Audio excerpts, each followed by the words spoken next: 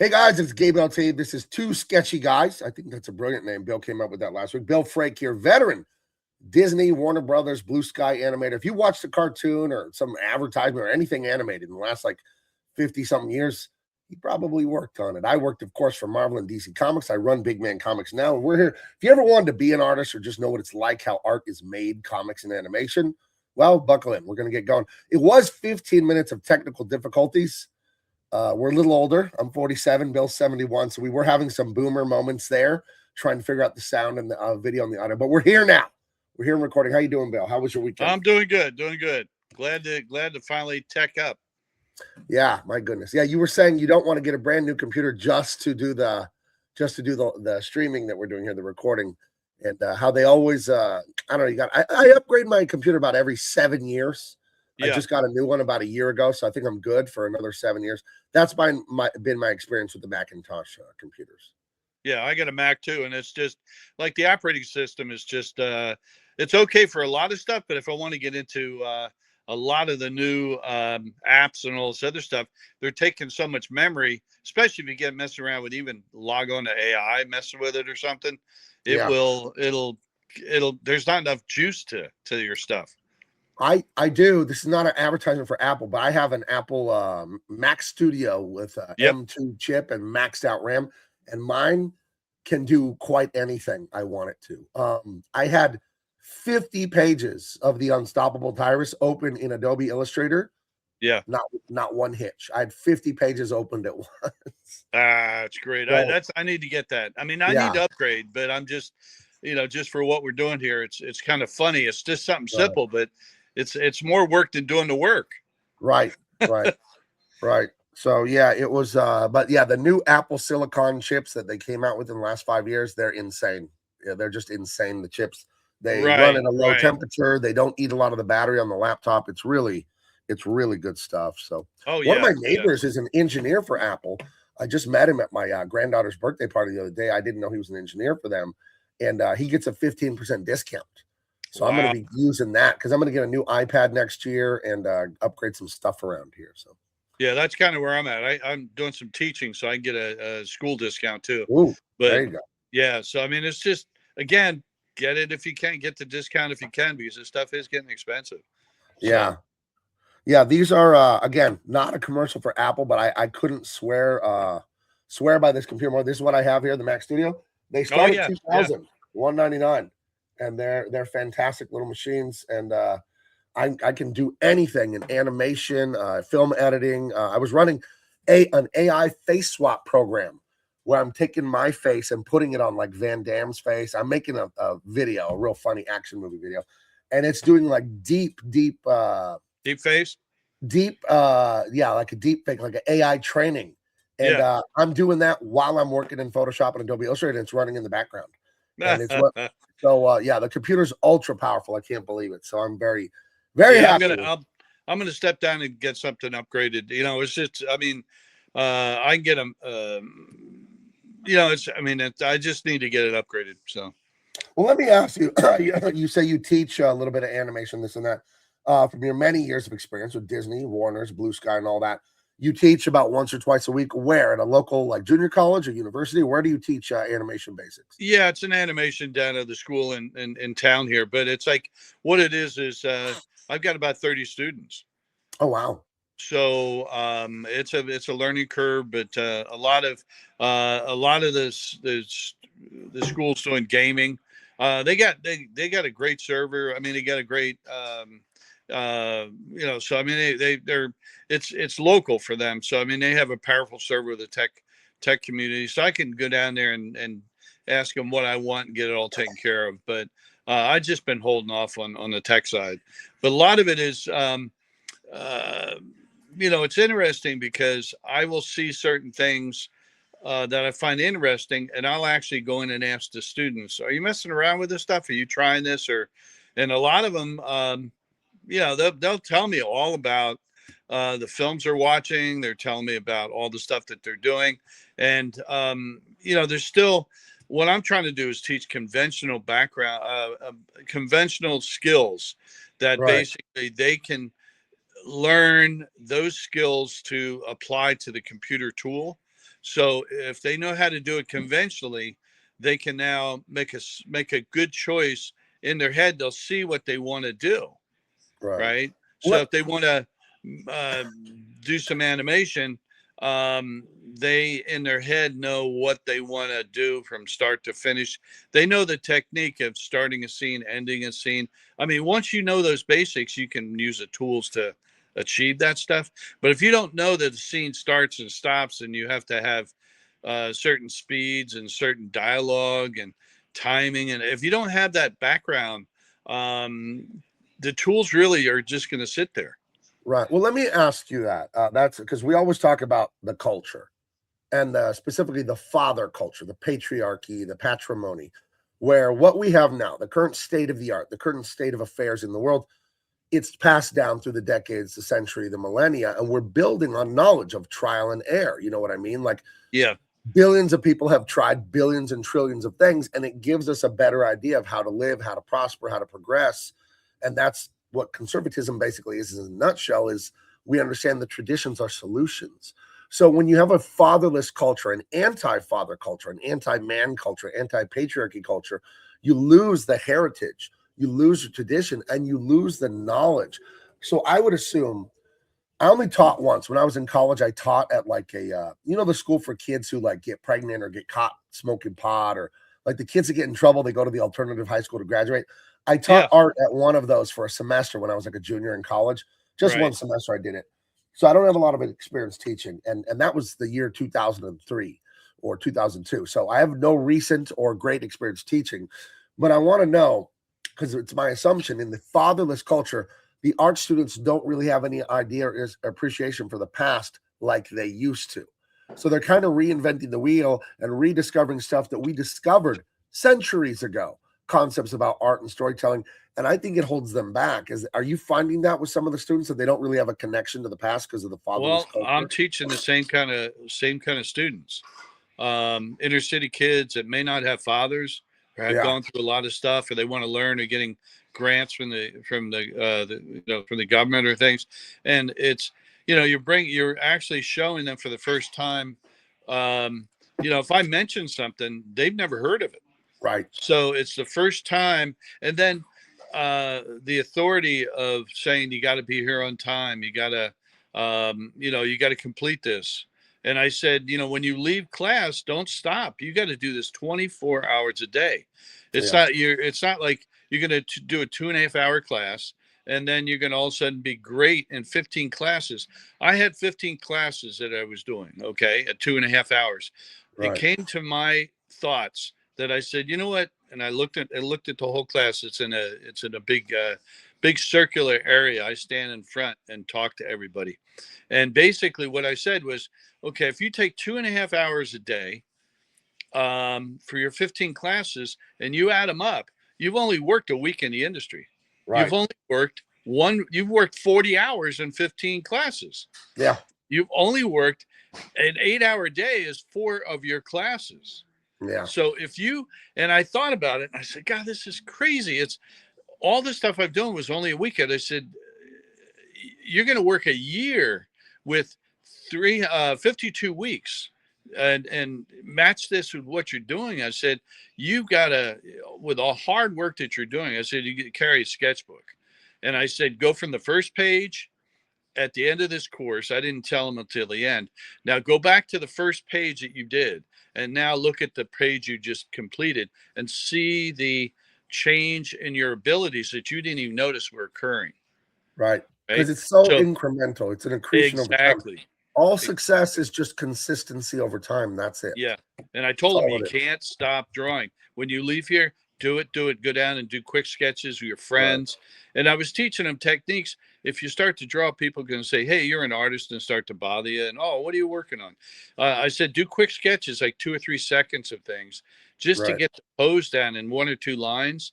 And then go ahead. And I said, you're going to start with a circle for the head and an angle for the body, and get a position so it's actually sitting or standing, and then get enough detail in there. And you don't have to draw the full figure all the time. Just go ahead and draw maybe the head, right? Or maybe the hand. Just learn and then put those together later. Yeah. So everybody, we're doing different poses and stuff with models, and it's like I'm doing like 4 or 5 3-minute poses real quick. Then I'm doing 5 minute, 15, and 20 and 30. And I'm doing these poses so they can learn how to put this stuff together. And I said, we don't see line, we see shape. We put line because we're human. Right.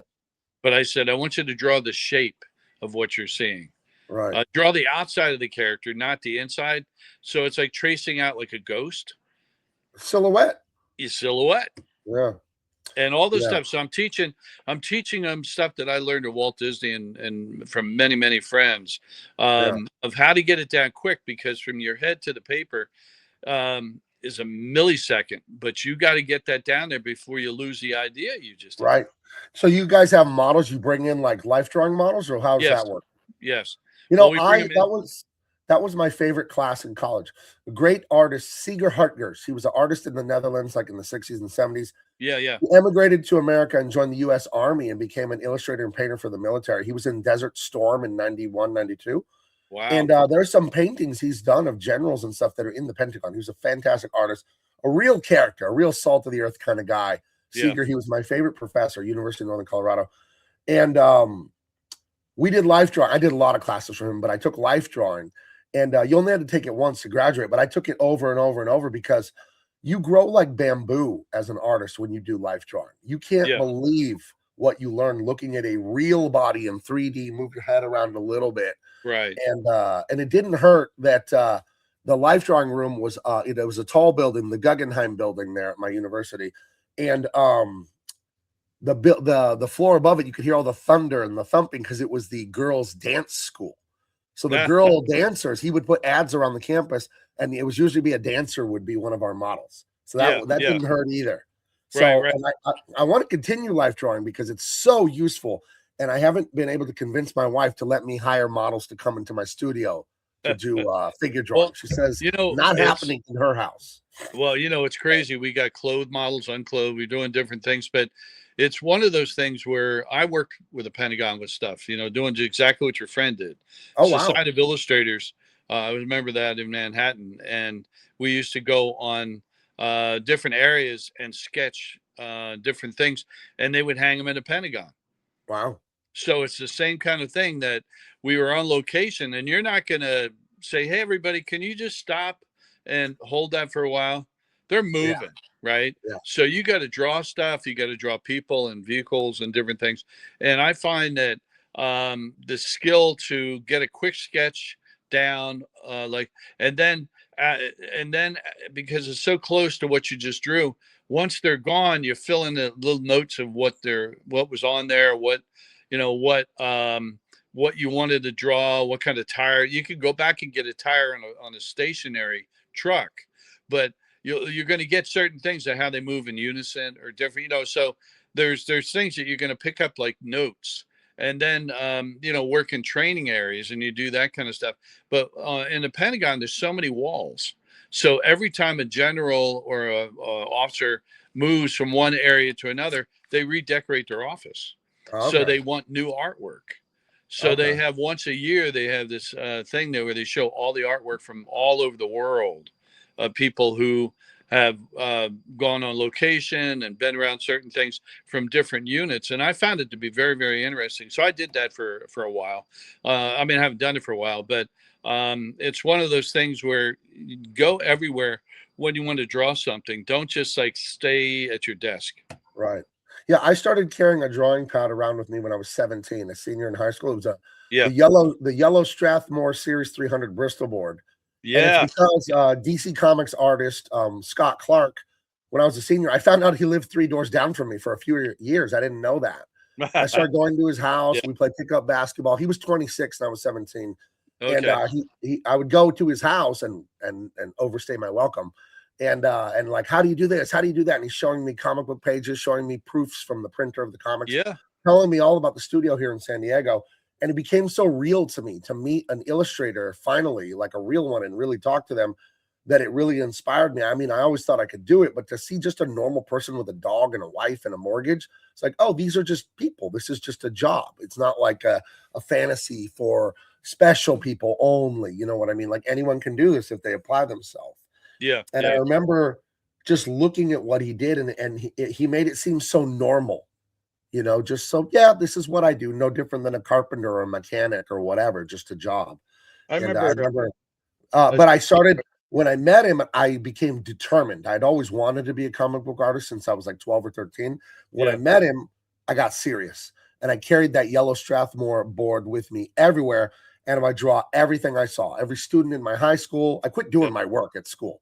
I Yeah. barely graduated high school. I was one of those kids who tested super high on the IQ test, and I was in gifted and talented, and I would get C's and D's because I was just drawing and lifting weights to play football. And I would raise my grades enough to play football. And then once I had the C average, I was like, forget it. I don't need it. I just want to draw and lift weights. So Yeah. I didn't have a father. So I just didn't apply myself at all. I just was focused on my mission of drawing and lifting weights. And it's funny. That's what I do now. I draw in this studio and I lift weights. I have a big rack behind me. So I guess it turned out that I was right. So. Yeah. Well, it's funny. Once you know your passion, everything Yeah. disappears except your passion. Right. Right. This is what I'm talking about here. Those big yellow pads of Strathmore, Bristol. I Oh just yeah. would carry these around, and I'd look in Life magazine, Newsweek magazine, Kids on the Quad at lunch. I would just draw everything Right. constantly. Oh And, yeah. Yeah. And Well, that's it's just consistency over time. The growth you have is insane if you just. And here's the thing I always explain to people, because I've spoken at art schools and universities. I go back to my university in Northern Colorado sometimes, and I will speak to the art students, and I point out to people, and this does not only apply to art, this applies to everything in life. You build through consistency, right? What you're Yep. doing every minute of the day or every hour is what you're building. But here's the dirty, horrible, and amazing secret that people don't consider. You cannot stop building. Yep. Every minute of the day, you're building something. So you're either building success or you're building failure and problems, but you are building and you can't turn it off. Every minute, how you spend it will build the future. That's all the future is the accretion of the past or the present, I suppose.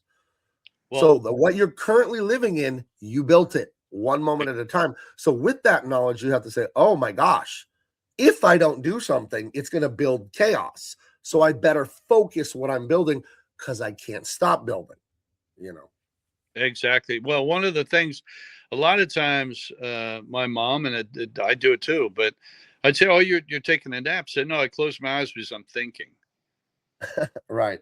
And I'm like, Right. "Oh, because you get into a different stage when you just close your eyes and think." So if you go into an area when you're trying to work on something, and just get a real quiet area, get a little pad next to you, and start to just close your eyes and think. Now, the Right. other trick is, once you've learned how to do that, can you do that while your eyes are open?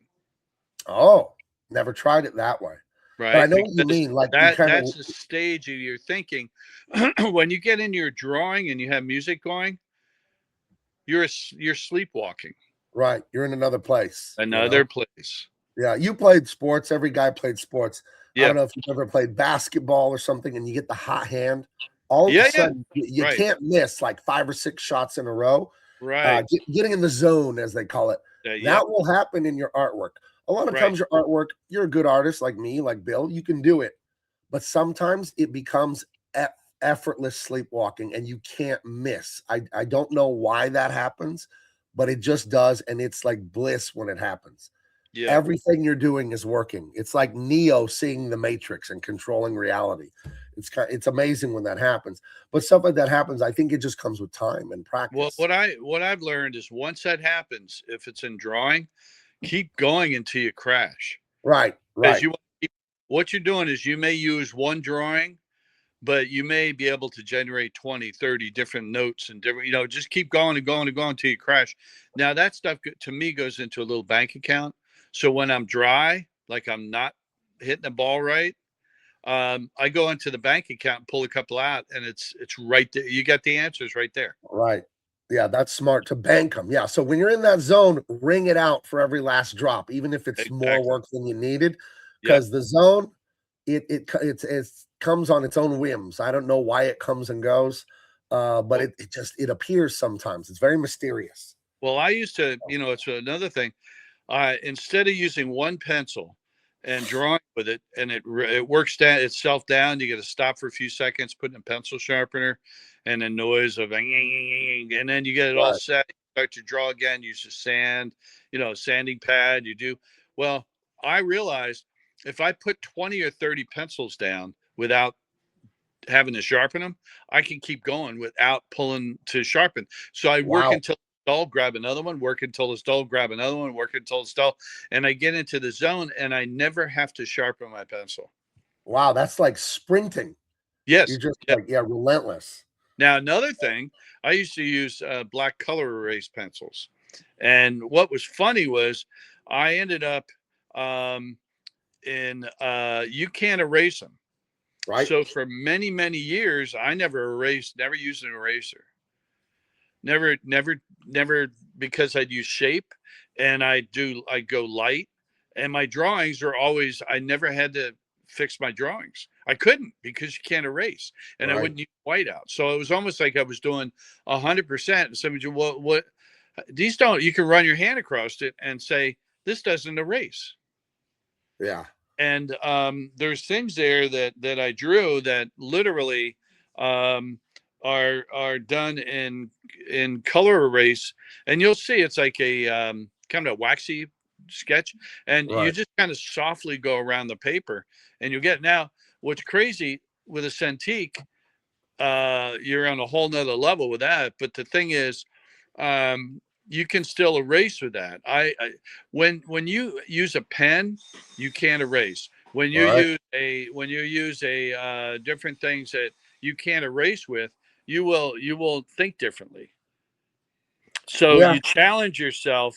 How can I go ahead and not make how can I not make a mistake and go ahead and not have to erase? So you It's like try burning different the things. boats when the Romans attacking, burning the boats. Like you don't give Yes, yourself an easy way out. exactly. And that's, again, you're going back into history to understand that. Right. I think what people don't understand about drawing is I would say most of it is mental. Because Yes. there is for lack of a better term, there's an athletic component of how you move your wrist and fingers and arms. There's a little bit of a physicality to it that matters. And it does matter how to throw a line and all this and that. But it's all, I mean, it's not just the technical, this is how you draw proportion, this is how you draw anatomy. It's not just that thinking, it's confidence, it's mindset, it's, yeah, I can do this. It's that this is second nature to me. Like there's so much that goes into it, because ultimately art is self-expression. And if you feel horrible about yourself, you're going to express that with your art, maybe with some bad art that underachieves. Yeah. You know what I mean? It's such a Well, deep thing, because art, you're exposing your soul. It's self-expression. You are expressing the self. So what you think of yourself will heavily influence the outcome of the artwork. if you don't like what you're doing, it's going to look bad. Yeah. Yeah. If you don't So like if yourself, you don't it might like your cast drawing, things. you're just messing around. You're not. If you love your drawing, you'll see when the drawing is really good, you're going to realize, I didn't. Where did this come from? I did not draw this. Right. It's like, Right. this is from another person, Yeah. It's right? supernatural or Yeah, something. it's a Yeah. weird thing. Yeah, and it's another level of thinking. Yeah. So what advice would you give young people? They're middle school, high school. They see some movies you've done, they see some comics I've done, and they get that spark that you and I got when we saw the art when we were young. Like, I want to do that. If you were Bill Frake, but Bill Frake is 16 in 2026. He's a young man now. It's a you in a different universe, and you're going to get started. But what advice would you give him right now as a youngster when he has it all in front of him and he has all the opportunity in the world to choose the right path? What would you tell him in general? I would say not do too much too soon, because you get overwhelmed. I would find one artist that you like Okay. and study them, to stay in one spot, study one artist, start looking, get a couple pieces of their artwork and see how they worked it. Reverse engineer it. How did they do this? Different things. Don't start doing, oh, I got this artist, that artist, because it's like when you read a book on history, it's not the history of the 20th century. I want to learn maybe about the day the stock market crashed. Right. So you Right. find one book that talks only about that. You can't Okay. learn the whole century. And that's the problem with the cell phones. You have everything available to you, and you Right. cannot, it's just too much. You got to It is. really go to one area, stay in that, study it, whether it's line, color, and stay in this one area, then apply it to what you want to work on. But get examples of what you like, and then try and figure out, why do I like this? Right. It reminds me of, everyone has had this experience. They sit down to watch Netflix or Disney Plus and they can't pick a movie because there's Yep. about 15 things that look good. Or you go to the Cheesecake Factory and the menu is like an encyclopedia with 7,000 things on it. First of all, no restaurant can be good at cooking that many things.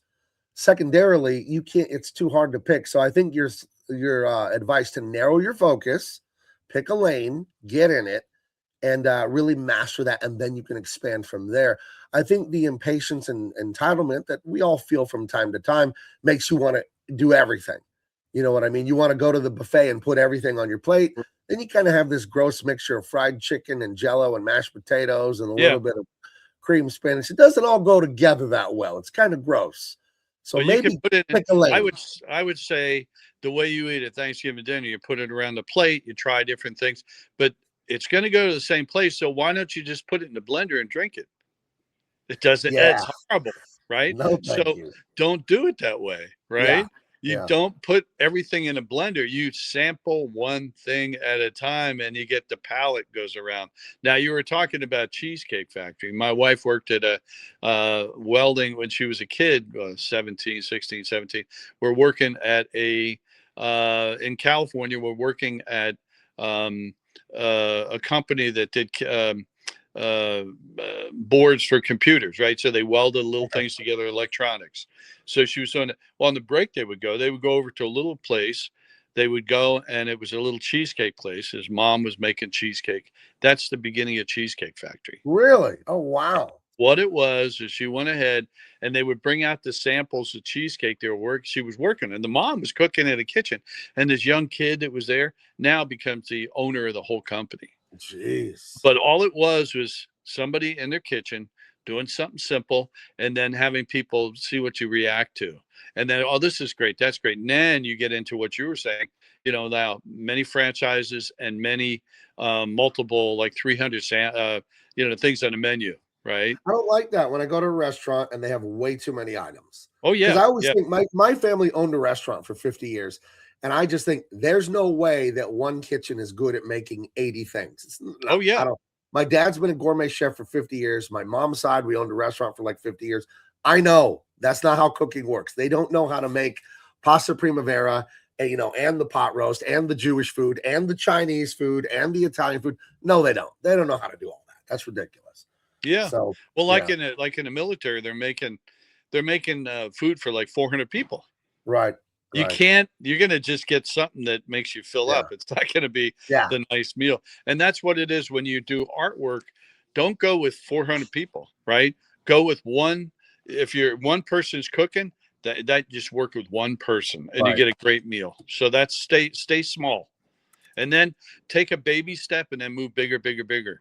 But show it around and see people what they think, because you have an opinion of something, but Right. somebody has a completely different thought. Like, what do you think of this? And it's like, and they, like a kid, it's, you're looking at it and it's kind of like, no, it's not a cat, it's a dog. I mean, you're drawing something that you think is a cat, but they think it's a dog. And you have to make sure that what you're doing says what you're sketching to the person viewing it. Well, let me ask you. Speaking of making things for people, there's a famous music producer in Hollywood, Rick Rubin. You may have heard of him, you may have not. But I'll bring this up over here on the other screen. I saw an interview where he was talking about, because he doesn't know how to really play an instrument. I don't think he knows how to sing, but he's produced many, many, many successful albums and huge hits. And in an interview, he said, do not make art for the audience. The audience comes last. Make Hmm. art for yourself. If Yep. you make what you love and the way you love it, the audience will love it because it's Yep. pure and it's coming from you. Now, the first time I heard that, it sounds wrong. And you're like, no, he's right. It Yeah. is self-expression. And if I'm catering to the audience and going, well, I want to say A, but they might not like it, so I'll say B, you're a phony. You're lying. Do you agree with me and Rick Rubin? Because I agree with Rick Rubin totally. I totally agree with that, because you're drawing it for yourself all the time. Right. And you're drawing it from your passion, what's inside you. Now, what happens in the industry, they're going to say, well, we need you to do this for this group of people. And all of a sudden you're not drawing for yourself. You're outside that box, and it's exactly what you're saying. You don't draw for the audience, even though they're viewing it. You are kind of, the better you almost entertain yourself, yeah, they're going to view it objectively and be entertained also. Yeah. I just, when I heard it, it was so simple, but it was relevatory. It was mind blowing because he's exactly right. Yeah. He's exactly right, because it's self-expression. And if I thrill myself and I write this because I love this, yep, people are going to, and then I'm good at it, right? So I'm good at it and I like it, then others are going to like it. I remember when I wrote this, and I did it naturally, when I wrote that Dean Cain All-American Lawman comic book. Everyone that's ever read this is blown away. They love it. They say it's so much fun. It's a 1980s action movie. I did not think of the audience at all when I wrote this.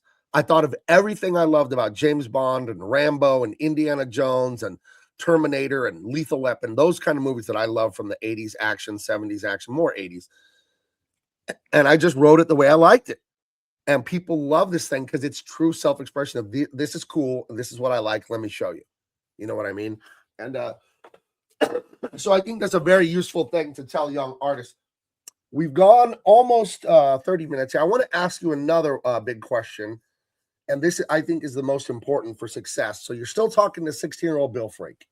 He wants to be an artist. You tell him to focus on something. How can he stay consistent? It's real easy to run to the store, buy some Bristol board and pencils and erasers and get all excited and this and that and get a hold of a J.C. Leyendecker book and start copying everything he did. It's easy to do that for a day or two or three. How does he do it for a decade or two or three? How does he stay consistent day in and day out? I know what I think, but I want to hear from you, who's a few decades ahead of me in your career. How did you stay consistent? How did you draw when you didn't want to draw? How did you stay home and stay at the drawing board instead of going out on a date with the pretty girl or going out with your buddies to go bowling and have some beers or whatever? How did you keep that discipline? What did you tell yourself? What was the mindset? I went out to where I wanted to come back and draw. Explain. Right? So I would go out and see something like, oh man, I have an experience that you got to put down on paper. Oh, and what you're doing is you find something like actors will go out and go on location so they can become better actors. Right. And what you want to do is live what you're doing. So if you are drawing somebody skateboarding, you don't draw that. You go down there and try skateboards. You go watch them. You do. All of a sudden, you're living in that world. You come back and you're so excited. You want to draw that world. Oh. It's like a little kid wants to draw the noise of a fire truck. Right. Right. You want to. You can't draw. So draw a fire truck with a noise. No, there's nothing better than taking a kid down and having a fire truck leave a firehouse, and then do me a picture of that. Yeah. So you gotta live to draw. Okay. And draw to live. Okay, you got to live to draw and draw to live. But when you're tempted to be lazy or whatever, what's the mindset of like, no, I got to put my time in every day? Because I know I learned it from my dad and my grandpa, both being entrepreneur guys working for themselves, seeing them get up early consistently every day, go down to my grandpa's tortilla factory, make the dough, make the tortillas, then come home and have breakfast. You know what I mean? I would do that in the summers. I learned that from them. I learned it from football practice in high school that we're getting up in the middle of summer. Everyone's out of high school, but we go to the high school every morning to lift weights at 6 a.m. and run and do some football stuff. And, we were championship teams in high school. So I learned the discipline pretty easy there, that if you pay me now, you're going to get something great later. But I do think the thing that holds most people back in life is that lack of consistency over time. Yep. Get real excited. They start a diet. They diet for 5 days. They lose 10 pounds of water weight, and then they quit the diet. You know what I mean? Well, that's the one thing. You're not always in a football game. You're training for the game. So even if The you don't majority of like, being a football player is practice and weightlifting and very little game if you make it percentages. Very yeah, little yeah. Friday night. And what it is when you're drawing, you got to do it. You wake up, you don't want to do it, you still do it. You still keep going. You may get one little thing out of it, or you may not get nothing for that day. But you go Right. ahead and you got to keep doing it consistently. And Yeah. then you got to find inspiration. You go over to somebody who literally is hitting a mark, and you're like almost ashamed that you're not working hard enough. Yeah. And you look at what they're doing, it's like, oh my God, I better get back and keep going, Well, because this, it's like watching a football game and the team just wins. And you're like, whoa, those guys just like communicated with each other. They were just one brain. And right. that's what you want to do, is constantly, always, if you're not running, keep walking, right? Just keep Right. Well, whatever it is. here's you tell me what you think of this. Again, you have decades more experience than me. I would tell someone who's having trouble staying consistent drawing, only draw what you love to draw. If it's horses, women, Yep. cars, weapons, whatever you like, fill sketchbooks with just that thing. This is you. This is Right. self-expression. It isn't selfish. This is what you like. Draw it. If you hate drawing certain things, don't draw them. Do Right. not do it. I hate drawing like motorcycles, something that's like overly technical and very boring, and you're getting the ruler out and blah blah blah. Blah. I But you don't want like to. Akira. No, yeah, I love Akira. That's the greatest. That's the greatest That's animation. motorcycles. Yeah, yeah, I got you. Akira just blew me away when I saw it. I Right. was like 12 or 13 when I saw it, Yeah, and I yeah. just couldn't believe it. I want to do an episode on here asking about technical aspects of that, because there's this thing in Akira that I notice where I think they increased the frames per second or something, where Yeah. the movement of the animation looks all crazy and fast and super detailed of certain things, and I Right. could never figure out what it is they were doing. But it just wow. In your business of animation, were the guys that did Akira, were they like, when they did that, were people like, holy crap? Or did it Oh make yeah. like a I mean, that was the cornerstone for so many movies after 1988, when that thing came out, that a lot of the director that people study, even to this day, it holds up. So right? Oh it's yeah, something that it has an energy. Like, it's not drawing, it's energy. right, And that's kind of what it is. It's like you're setting the pace for something that's never been seen before, and now everybody wants to emulate it. And eventually it's like doing a tracing of a drawing. You're going to trace it, trace it, trace it, and eventually it's not going to be a good drawing. right, So you got to always go back to the origin, and watch it like you watch a lot of the old 80s and 90s films. You're going back, and you have to go back and totally experience that film. And then it's funny, because you'll look at it like, why did I think that was so amazing when I look at it so silly now, right? Or something, right? right, And you realize, well, as a kid, your mind was, all you knew was what you were watching this film do amazing things, and it was like what was inside of you made it great. yeah, And now you look at stuff, and it's going the other way. Now you can have all of this um technology, visual effects, and everything. It used to be, if you wanted to do something imaginative, you had to do it in animation.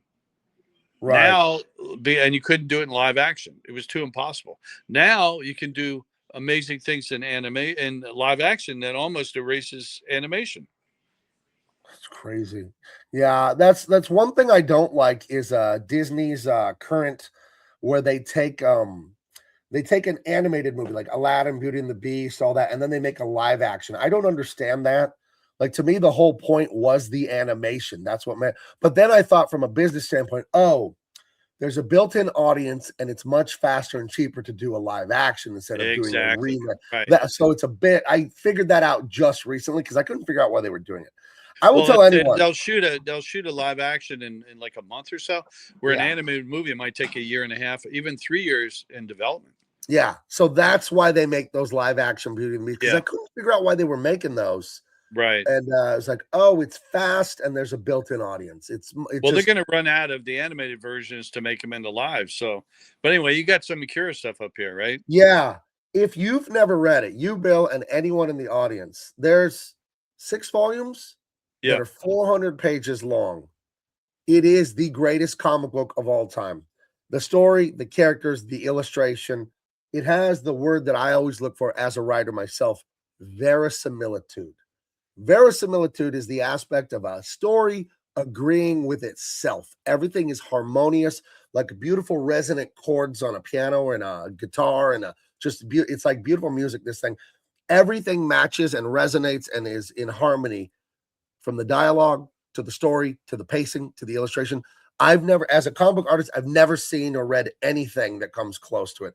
The Akira comic book is outrageous. The movie, I think, is a masterwork, one of the greatest animations of all time, and the movie doesn't touch the comic. And Yeah. the movie's an hour and a half, about an hour and a half, 2 hours. The comic is 2,500 pages. So obviously they have a lot more room to breathe, and tell a lot more of the story. But if you've never read Akira, do yourself a favor. You'll absolutely love it. Well, in Akira, in the book, you go ahead, you fill in the gaps in your thought, your personal thinking. You right. create. Everybody has a different view of what they're reading and what they're looking at. In a film, you get only what you're seeing. Yes. Yeah. Yeah. Comic books, the movement and the animation of a comic book is perfect because it's happening in your imagination, and your imagination has an unlimited budget and pure distillation of thought to Yes. its simplest form. So the distillation of the movement and the emotion is perfect in your head. Right. What right. isn't drawn on the page is filled in perfectly in your mind. So And yeah, you have time. But what it is on the screen, it might be 1, 2, 3, and the scene is cut. Whereas a page, you can sit there all day and look at one page. yeah. I mean, when you're reading through Akira, this is a full page spread here, Yeah. and you just want to. I mean, the pose, Study the it. leg, the Yeah. bite, the angle, the buildings of the dystopian destroyed city. It's such a beautiful illustration. Yeah. And it's just I admire Katsushiro Otomo. He's the creator, writer, main illustrator for this. Also directed the movie. Yeah. And Otomo directed it. Yes. Yes. yeah. So did you ever work with him or any of those guys No, on anything? I worked with DIC and some of that. I worked on the early part where a lot of the stuff, the Japanese filmmakers and different. We would go. The early time of the '80s was using Japan to work on film projects, Oh, right? okay. So you use Korea and Japan, and you get to understand certain cultures as you're working on, because they would farm it out to the. Now there was a funny thing that happened at Walt Disney. We were working on Epcot, but they had two characters that were kind of setting it up like Laurel and Hardy, and they had animated it, and it went to Tokyo Disneyland, and it came back and it was all wrong, Oh, and they couldn't understand because in Japanese, like a lot of hand gestures are bowing when you say konnichiwa, konga desu ka, ohayo gozaimasu, mazu is I haven't seen you in a long time. A lot of gestures and how they present each other to people is different than how somebody says, "Hey man, what's up? Hey, we're going down to Santa Monica, we're hanging out, yo." That that wasn't, the guys were drawing like that and sending it to Japan, an American version oh, of how you say, "Yeah man, what's up, guy?" And all of a sudden it's like, no, that we don't. So they had to send, which is so early, they had to send back 35 millimeter film or VHS, maybe it was so brand new videotape to tape how they acted. Now you can pull it up on YouTube's, right? wow. But it was 2D animation that was done, and it was, so they had to send us back film reference of how they act when they say words. Oh, okay. And I'm like, whoa, I never thought. Now we just accept that, right? You can look at how somebody's gestures. So every culture acts different in their presentation of how they do things, and you can't put Western on Eastern, right? Right. And you cannot put certain style of even thinking. It has to, if you want to make it authenticated, you really got to study. You got to study the Yeah. culture that you're working with, from the design to what they eat. You have to become that culture. Right. This is your thing you said earlier about go and skateboard. If you're going to work on a skateboarding sequence, Yep. go. Try not to Yep. break your wrist. You're 71, Yeah. but go and skateboard. And yeah, the first time I did that, I fell backwards on my elbow, but I was 16, so I knew. I remember my son was a year old, Yeah. So I must have been 21. And I lived on a big hill growing up. We go to the Whoa. top of it and ride our skateboards down. And I was back visiting. My friend still lived on that street. And I get on the skateboard holding this baby flying down. And skateboard goes out from under you like Charlie Brown. You Like you got it. fly up a skateboard, but you're holding a 1-year-old, Bill. What do you do? Oh man. You hold the baby in the air and you just eat it on the sidewalk. You know what Yeah, I mean? right. You got Oh, it hurt my back, everything. Oh, it hurt. Yeah. But you gotta hold the baby in the air. But And if you had to animate that scene, you know it, yeah. right? Oh, I didn't And hit my that's head what it is. though. Like somebody who never felt pain, you Yeah. can't have somebody who never felt it animate. Right. Yeah. Now Yeah. they'll My reference it friend on Mike YouTube. Barron. Mike Yeah. Barron's a legendary comic book artist. He created Nexus. He basically defined the Punisher in the Right. 80s for Marvel. He was one of the great Punisher writers. He still writes comics. Love Mike. He's a little older than you. I think he's 75, 76. He's a great guy. He's been doing karate for 40 years. Wow. He still does it. He still goes there to like Northern Colorado, Tang Soo Do Karate Studio or whatever. And he writes a lot of martial arts. He loves 80s style cinema too. Right. And he will write the fight sequences with his knowledge of being a black belt or whatever. Right. You know? Right. So it's pretty interesting stuff. Well, so. I'm reading a book right now here. Oh, Bruce Lee. Love him. One of the greats. And, born in Oakland. I didn't know that. He was born in America. I always thought he was from Hong Kong. Yeah, no, I mean to me it's really cool because you end up with you end up understanding how somebody created their career. I'm just moving around here, but how somebody became so good at what they did that they would train to where you'd have to watch it on film and run it slow to be able to see the action because it was so fast. Now that's something where you draw, you're doing things and your techniques the same way that when you draw, you're drawing it so quick that people who start to draw can't understand how you can draw so quick and fast and good. That's because you've been doing it for a long time. Right. And that's where you learn. It's all about perception. You know, it's all about how somebody views what you're doing, and they see it one way that, you know, how can you draw like that? You must have been born like that. Oh, and I try not to get mad or insulted. I know. Artists, we're born with, I think, something in us that's artistic and blah, blah, blah. Yeah. You know, but if you don't admit that this is tens of thousands of hours of work, you're just lying. Like nobody is born as an attorney. Yeah. Oh, he was citing Supreme Court decisions at age 2. We would laugh at that notion.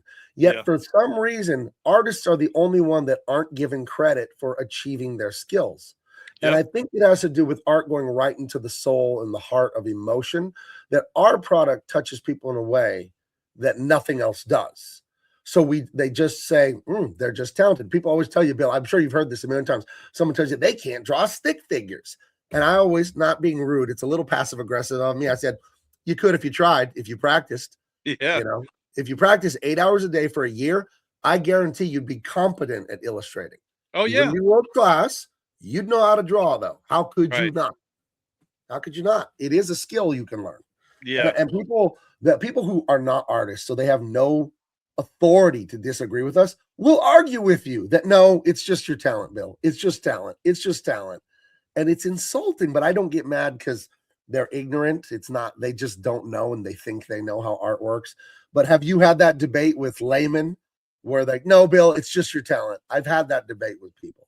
Oh yeah, I've had it. And I, you know, again, with the students that I'm dealing with, a lot of like training and not dealing with, but training and helping, they're basically, I start out with real simple. This is how you're going to use your pencil, right? Now, if you hold your pencil like a banker writing a check, put your fingers, you're going to get a really tight drawing. Pull your finger way up to the top of the pencil and start to draw, and you're going to get it so loose you can't do a drawing. So where you put your fingers on the pencil will dictate your looseness of your drawing. So what he's saying is hold it way back. Way back. Let it be out there, because when you come way in and you get like an inch away, you're tight. You're tight and you're not doing the big shape. So my head, My head just has a certain shape, that outline. If you squint your eyes, there's just at my nose, it's just one shape. Every feature a person has is a shape, and you're not going to get that shape if you're tight. If you're on the Yep. barrel, if you're way up there, you're squeezing the life out of it. But if you back way up, you're forced to make big moves. Also, if you can draw from the elbow, that it's only big moves. Yep. Draw from the wrist, it's bigger. You get into your fingertips, that's for the eyelashes at the very end of the drawing. That's for the little detail that is the end of the end of the end of the drawing. You don't touch the details because if the big shapes aren't right, it's like you built the frame of the house quickly and incorrect. Yep. That house might fall down. You got it. The big shape of the drawing, that just the egg shape of someone's head or whatever their head, a block, a melon, whatever their head is. Everyone's head is slightly different, chin, ears. If you don't get that right, it ain't going to read. It's not going to read. And the other thing is you can pull a pencil down, you can push a pencil up, you can turn a pencil sideways, you can roll a pencil. Right. Everybody thinks you got to just take the point and slide it down all the time. And what you do is when you watch an artist, look at how they did their line work. You're going to go ahead and match how they did that line work first. How did they get their line work? And then study how long a line is or how short it is and get the line down there. And then you start drawing that's going to be on top of your shape almost at the same time. Right. But you're going to draw a shape, but that might be in the cleanups, right? But basically what you're doing is you're getting the feeling of how they work. And that's what I'm always saying, watch their hands. Right. If you can watch an artist you admire, find video in person of their actual physical technique, you can start to reverse engineer the way they draw. I heard a story, I don't know if it's apocryphal or made up. Hunter S. Thompson, the gonzo reporter and novelist, what a crazy character. He once wrote Moby Dick. He took a copy of Moby Dick, put it by a typewriter, and typed the entire book because he said he wanted to know what it was like to write that book. And we talk about epistemological knowledge versus technical knowledge, book knowledge versus actually doing something. You don't really know anything unless you've done it. So if you copy someone's drawing technique, that's no different than copying the way Peyton Manning sets his feet, turns his hip, snaps his arm to throw the ball. Just copy it. He's good. There's nothing wrong with that. Yep. People, there's a weird arrogance of, no, I'll make up my own way. That's stupid. People already figured it out for you. You don't need to make up your own way. It's a gift. Yeah. Used, and that's how you're going to learn. Use what somebody does, and then once you've learned that, move on to somebody else and keep going and going and going. You now are going to have multi-memory of all of these things that they did, and you go back into who you are and use a little bit of everything and become who you are. Right. And I think there's in the anti-father culture, that anti-passing down the tradition culture, they don't understand the beauty and the importance and the goodness of copying those that came before you. They think that, well, if I just copy Peyton Manning, then I'm just a ripoff of him. No, you're not. You'll turn into your own guy. You'll get his skill, and then you'll plus it with you, your experience, your anatomy, your life, your ability. But yes, take the knowledge that others have earned. What did they earn it for? They earned it to pass it down. That's how a culture works. So absolutely, a mentorship is like dead in our culture because father culture is dead. So we've been going about an hour. Is there anything else you wanted to add, or are we going to call it good on this one? No, real quick, I just tell them people aren't around forever. So you go ahead and learn as much as you can, as fast as you can from the people you meet. Don't wait till tomorrow to talk to somebody who you can learn from. Well, I'll do it tomorrow. No, every second of the day. You want to go at it. Like you see these football players, they're running backwards. Not because they're going to run backwards on the football team. They're running backwards because they're learning how to live outside their body, that they can actually run backwards and still coordinate like a gymnast, that they have the balance, right? And that they can go left, right, backwards, forwards. And so because when they do play football, they're going to be leaping in the air, going left, right, have to take a backward step and then move around. So you want to live not in one direction. You want to live in multi layers. Yeah. And that's how you draw. You live in multi layers. You want to move around just like you're a prize fighter. Right. Yeah. So I think that's we're gonna have a lot more advice. I want to get into some technical stuff about Akira next time. You have to remind me.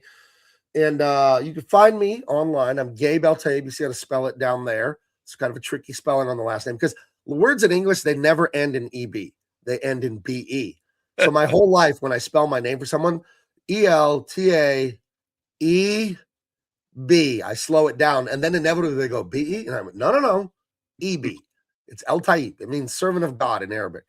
And yeah, you can find me online, Gabe. And here's a little thing for you. It's Beatle, like the band, spelled backwards. What a weird coincidence, because I don't really like the Beatles. I thought they were degenerate. They're amazing musicians, but I did not like that hippie bullshit they were pushing on everyone. Yeah. So give me the Beach Boys all day, every day. Songs about love and good songs. But yeah, find me online, subscribe, hit the like, all that. Bill, anything people find you online, or you want them to leave you alone? No, I mean, like I said, well, I'm going to be right here for you. So okay, if they want to see me, they see me through you.